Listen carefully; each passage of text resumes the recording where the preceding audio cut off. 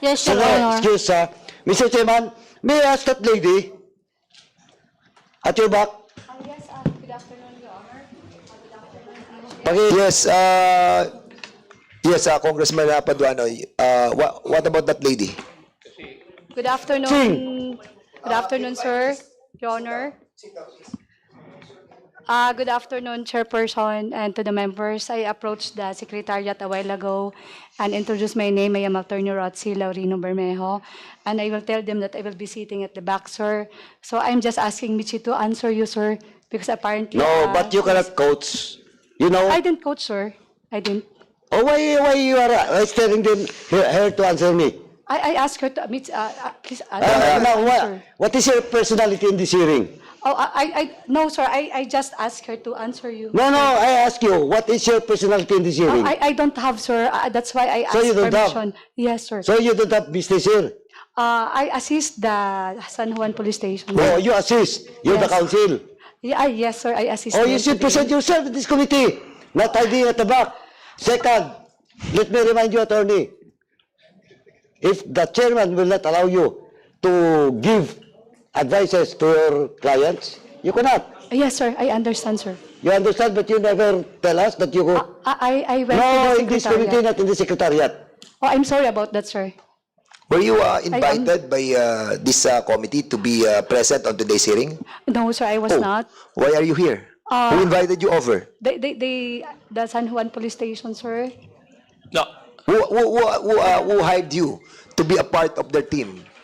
It was the police station of San Juan. Police station, because the police station is being sorry, represented by the new chief of police, Sir, Hindi siya. Sir Lingan and the rest. So you were hired by Colonel Layag to be his personal counsel. Yes, sir. I was But requested, you Mr. Chair. you did not inform the committee or the COMSEC about your presence on today's hearing. I informed the secretariat a while ago, sir. Who among us? Over there. Na-inform ba kayo? I am so sorry, but I informed them a while Ngayon lang. ago.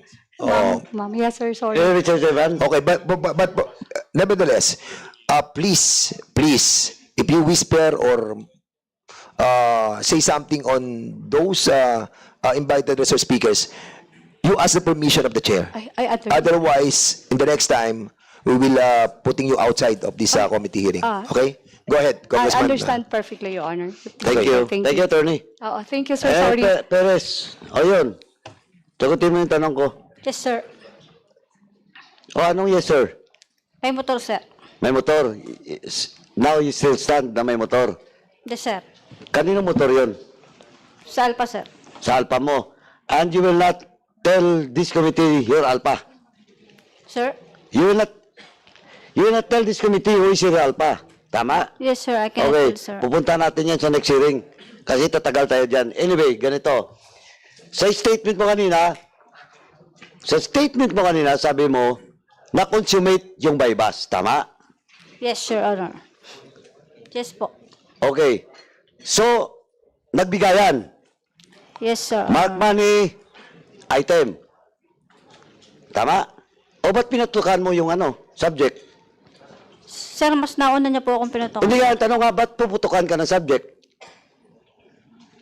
Na-consummate yung bypass eh. Kung nagdududa sa'yo, yung subject nyo, dapat hindi na-consummate yung bypass, nagkabarila na. Oh, di ba? And, alam mo, Perez, hindi ako investigador, si chairman na ako pa investigador, pero nakakaintindi rin ako konti sa investigasyon.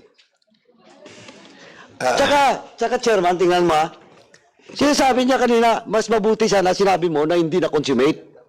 Kasi kung na-consummate, walang reason na paputukan ka ng subject. Second, kung na-consummate yung bypass, hindi kayo magkalayo nun. At saka nagkaputukan. Kasi, paano makonsummate ang isang bagay kung 5 meters yung distance nyo? Magbibigayan ba kayo in 5 meters? O ilagay mo dyan, yung pera, ilagay ko dito yung items. Ganon ba? Hindi. In short, kung na-consummate yung transaction, kadikit mo yun. At the very least, yung distansyo is only 1 meter. Not 5 meters.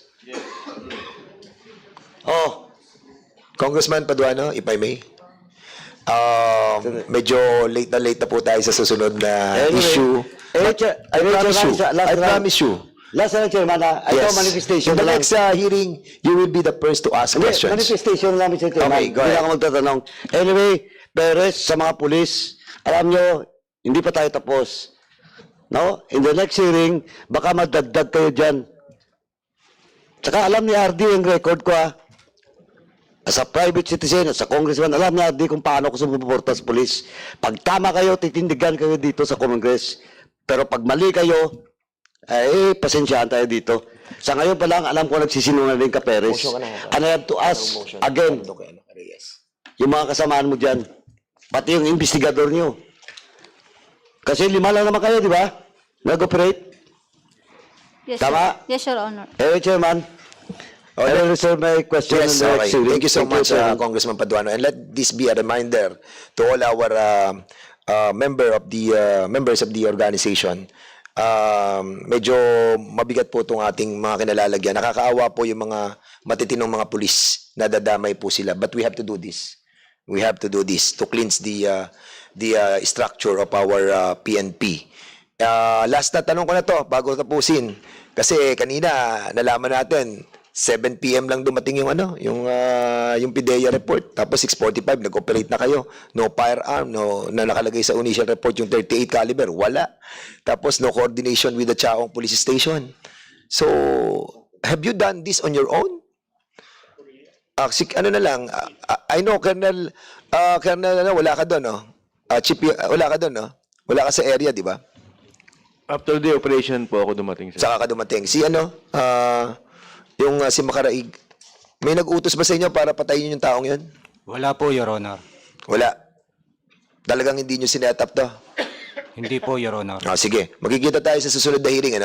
Unfortunately, we have to wrap up with this hearing, and we will be scheduling this on the next hearing siguro.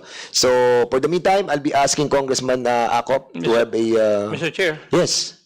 before we proceed to the next agenda this afternoon, I think there's a pending issue insofar as the detention of Colonel Reyes is concerned. Yes, correct. May I move that our Colonel Reyes detention be lifted after serving 15 days Okay. pursuant to his motion for reconsideration? Yes. So move, Mr. Chair. So there's a motion that Colonel Reyes' detention in this facility be reduced from 30 days to 15 days. There's a motion, and this needs a second motion. Any second the motion? Any objection? Hearing none, the said motion is now approved.